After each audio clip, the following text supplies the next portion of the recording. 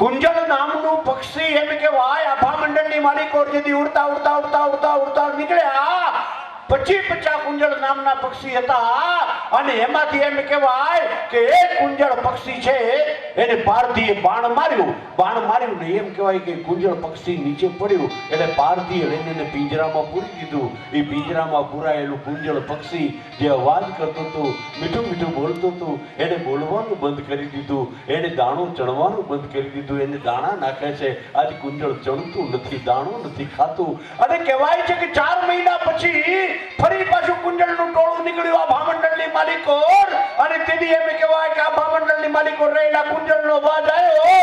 તેથી નીચે પિંજરામાં પુરાયેલું કુંજળ હતું એને ઈ અવાજ સાંભળીને નીચેથી અવાજ કર્યો. ઈ નીચેનો અવાજ ને ઉપરનો અવાજ ભેગો થયો.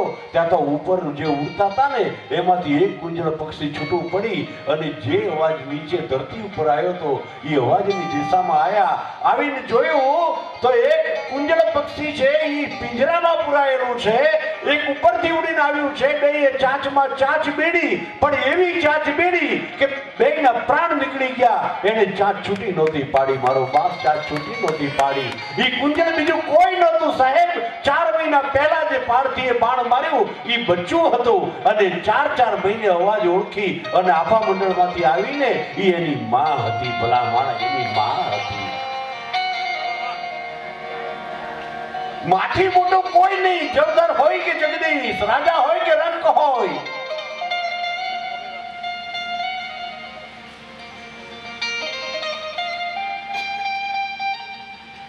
એથી વધીને વાત તમને કરું. એક રૂપક આપ્યું છે સાહેબ.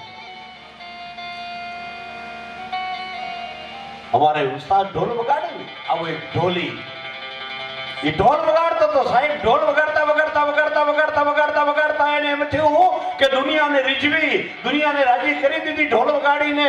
હવે મારે કીર્તારને રાજી કરવો છે, મારે કીર્તારને રાજી કરવો છે. અને કીર્તારને રાજી કરવા માટે ગળામાં ઢોલ લટકાવી અને જંગલ ભણી હાલ્યો ઉસ્તાદ.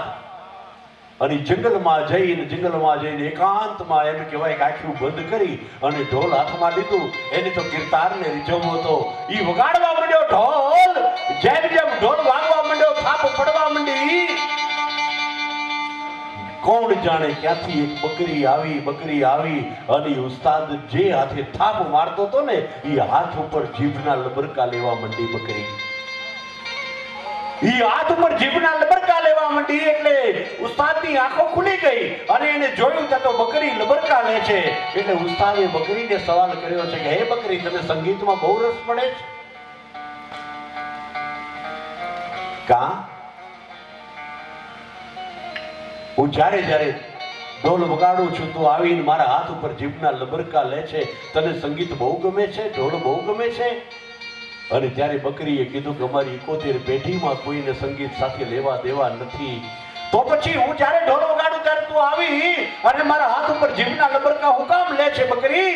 અને કીધી બકરીએ જવાબ દીધો તો કે સાંભળી લે ઉસ્તાદ, તે ઢોલની ઉપર જે ચામડા ફીટ કર્યા ની ચામડા મારા બચ્ચાના છે. એની ઉપર તારી થાપ પડે મારાથી સહન નથી થતું.